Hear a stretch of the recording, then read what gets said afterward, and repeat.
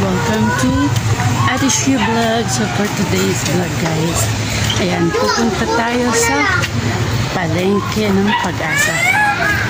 So bibili tayo ng gata at saka luya at saka dahon sili. So ako ang magluluto ngayon. Magluluto ako ngayon guys.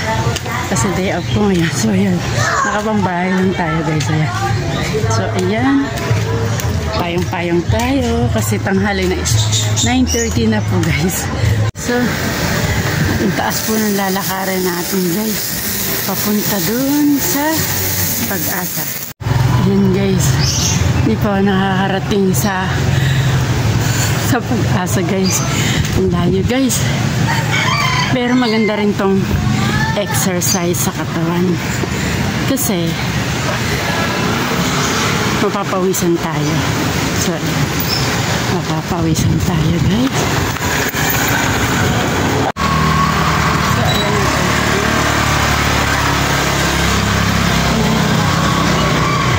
Siyang patas.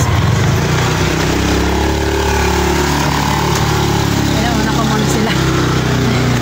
Ang hirap. Ang taas. Exercise. Ayan.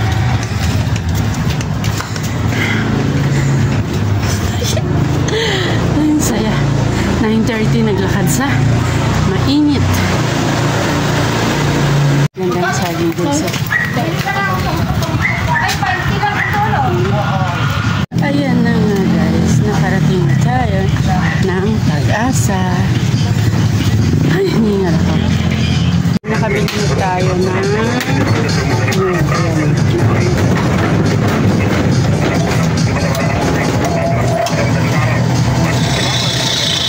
naghanap tayo guys. Dahon ng sili pero lang siguro iba na lang bibili natin. May dahon sili? Dahon sili? Napamili natin guys. So, saging, talbos, dahon ng sili, 3 piraso, 20 pesos. So, nabili tayo ng luya. So, ubos din natin 150. So, ayan, pagbaba na tayo guys. Ako siguro alas 10 na magluluto pa lang ako ng pananghalian guys. Ayan guys, nagmamadali na ako. Nandito ako sa bundok. Ayan. So guys, ayan pa doon. Ayun guys, yung ginagawang drainage sa aming lugar. Doon. Kaya minsan traffic dito guys. Ambon guys. Bilisan na natin guys. Yung ambon kaya uso ang sakit. Yan, minsan. Ito yung lugar namin guys. Minsan traffic dito guys. So parang 10 lakad lang sa kanto na antayan ng jeep. Guys, magsisimula na tayong magluto ng tinola. Meron na tayong luya, sibuyas, sayote, tapos dahon sili at ito ng ating manok. Ayan. Hello mo ko. Oh, ayan, hello daw siya. Hello po. Ayan. So pagkatapos niya, habang nagsasalang ako ng tinola, nagluluto naman ako ng kanin. Kasi gutom na yung aking baby. Yan o. Yan muna, sangkot siya ko muna bago ko lagyan ng luya kasi para matanggal yung dati niyang tubig. Okay. Yan guys, at nagsasaling na tayo ng sinaing 4 na malalaking takal. So kasi hanggang hapon na rin, magaso-gaso na natin. Ito po ang aking daily routine kapag ako ay day off. Kasi gutom na daw si Robin. Yung anak ko daw, gutom na. Hello daw. So, lagyan na natin ng tubig. Kailangan hindi lata. So, nagsabay-sabay na guys. Yan. Sinangkutsa ko muna yung chicken. Pinalabat ko muna yung mantika para hindi na tayo maglalagay ng mantika kasi mas masarap siya. Yung isang araw kasi guys, sa trabaho ko, ganito din yung niluto ko. Kasi ito na affordable na ulam. Mura pa at masarap. Kaysa sa mga ngayon super mahal, pasili pa sariwa. Ito ganitong manok, nakakapili ka pa ng sariwa. At medyo affordable. 200 plus lang per kilo. Samantalang yung isda, half kilo is 180, 190. Half kilo lang siya. Ordinary isda, galunggong lang guys. Kaya ilalagay na natin ang luya. Ilalagay na natin ang ating luya guys. Natin ang asin para lumasa. Yan, lagay na natin. Ito ang ating sayote. At nagisa na rin natin yan. Yung ating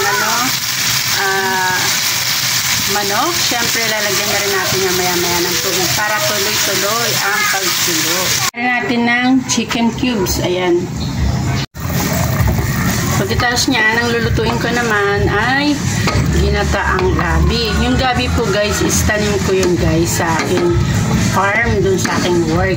Narin ako ng talbos guys at saka konting dahon sili. Talbos na lang nilagay ko, Diyos ko, para naman madami ang gulay guys. Natin guys, ayan na yung binili nating gata. Ayan, unang piga, pangalawang piga. So ayan, meron na tayong mga sibuyas, bawang, paminta. Wala lang sili kasi kakain po yung batang makulit. Tubig, papakuluan ko lang yung gabi natin ng 1 kulo para tipid sa gata. Paglit. Paglit lang. Paglit. Pakuluan na natin ang gabi. So maglagay na tayo ng bawang, sibuyas. Ang luya, nakalimutan kanina sa pichu. At sa pansa natin, time check is 11. Kakain ng aking mga tao kasi ako ang helper dito guys. Okay ko na yung huling gatayan guys. Ito, lagay natin yung dry shrimp, baby shrimp or alamang. So pakulo-kulo lang natin at ilalagay na natin ang pinakuluan nating gabi. Galing po yun sa tanim ko guys.